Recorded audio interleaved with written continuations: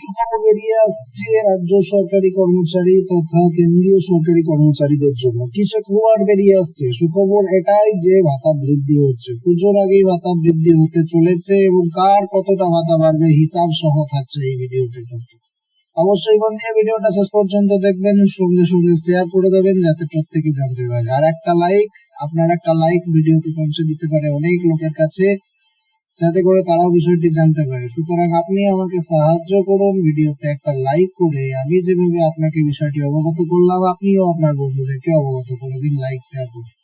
সরকারি কর্মীদের মহার্ঘ ভাতা তথা ডিয়ারনেস অ্যালাউন্স বা ডিএ বৃদ্ধি নিয়ে উৎসবের মরশুমে এসেছে বড় খবর, যার ফলে এক ধাক্কায় বেতন বাড়তে চলেছে লক্ষ লক্ষ সরকারি কর্মচারী এবং বিভিন্ন দপ্তরের সরকারি অফিসারদের। বেতন কমিশনের হিসাব বা পে কমিশন স্যালারি হাইকের নিয়ম অনুসারে কোন ক্যাটাগরির কর্মীর কত টাকা বেতন বাড়বে মূল বেতনের হিসাব আপনাদেরকে জানিয়ে দেবো আজ। অবশ্যই এই মুহূর্তে একটা ভিডিওকে লাইক করে দিন। পুজোর আগেই ফের আর একবার ডিএ ঘোষণা করতে চলেছে কেন্দ্রের অর্থ মন্ত্রক এবং মানব সম্পদ উন্নয়ন মন্ত্রক MHRD, যা লাখ লাখ সরকারি কর্মচারী এবং পেনশনভোগীদের জন্য বড় সুখবর হতে চলেছে। প্রত্যেক বছর জানুয়ারি এবং জুলাই মাসে কিন্তু ডিএ বৃদ্ধির প্রস্তাব আসে এবং সেই অনুযায়ী মার্চ এবং সেপ্টেম্বর মাসে সেটা কার্যকর হয়। 2024 সালের অক্টোবর মাসে ফের মহার্ঘ ভাতা বৃদ্ধি নিয়ে কেন্দ্রীয় সরকারের তরফ থেকে একটা গুরুত্বপূর্ণ সিদ্ধান্ত নেওয়া হতে পারে। অলরেডি সেপ্টেম্বর মাস পেরিয়ে গেছে, সেই জন্য 2024 অক্টোবরেই কিন্তু আসতে পারে সুখবর।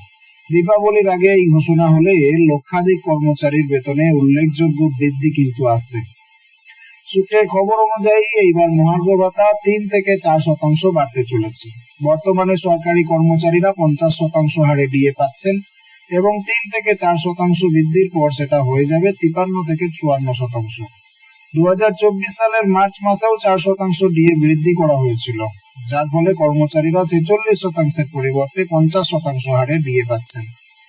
এবারও অনুরূপ বৃদ্ধি হলে সরকারি কর্মচারীদের মাসিক বেতন আরো কিছুটা বেড়ে যাবে। ধরা যাক কোনো সরকারি কর্মীর বেতন 30,000 টাকা। এই ক্ষেত্রে যদি তার মূল বেতন হয় 18,000 টাকা, তাহলে বর্তমানে তিনি 50% হারে ডিএ বাবদ 9,000 টাকা করে পাচ্ছেন। 3% যদি ডিএ বৃদ্ধি হয়ে যায় তারপর সেই কর্মচারী পাবেন 9,540 টাকা, অর্থাৎ অতিরিক্ত 540 টাকা পাবেন। আবার 4% যদি বৃদ্ধি হয়ে যায় তাহলে 9,720 টাকা, যেটা বর্তমানের তুলনায় 720 টাকা বেশি হবে। এই হলো একটা উদাহরণ।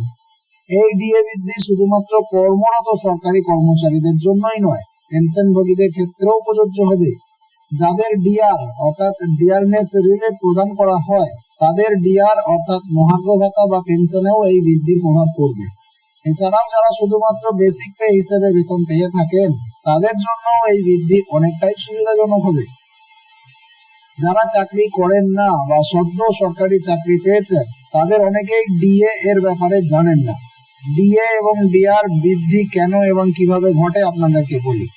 মহার্ঘ ভাতা বৃদ্ধি মূলত all India consumer price index অর্থাৎ AICPI এর ভিত্তিতে নির্ধারিত হয়।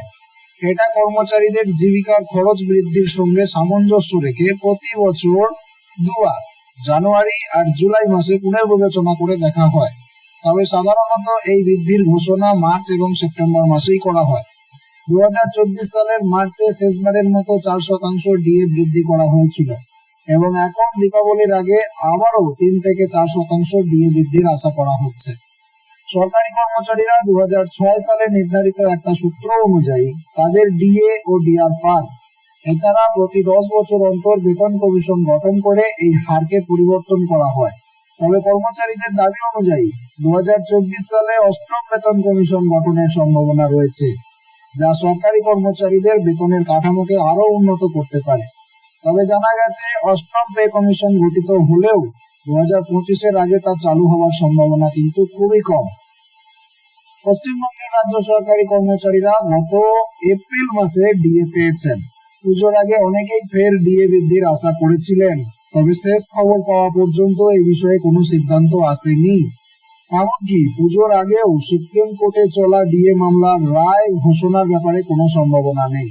তাই আপাতত এই পুজোয় ডিএ নিয়ে কোনো ভালো খবর রাজ্য সরকারি কর্মীদের জন্য নেই। এ ব্যাপারে আপডেট পরবর্তীতে জানতে হলে আপনাকে স্মার্ট দুনিয়া ইউটিউব চ্যানেলকে সাবস্ক্রাইব করে রাখতে হবে।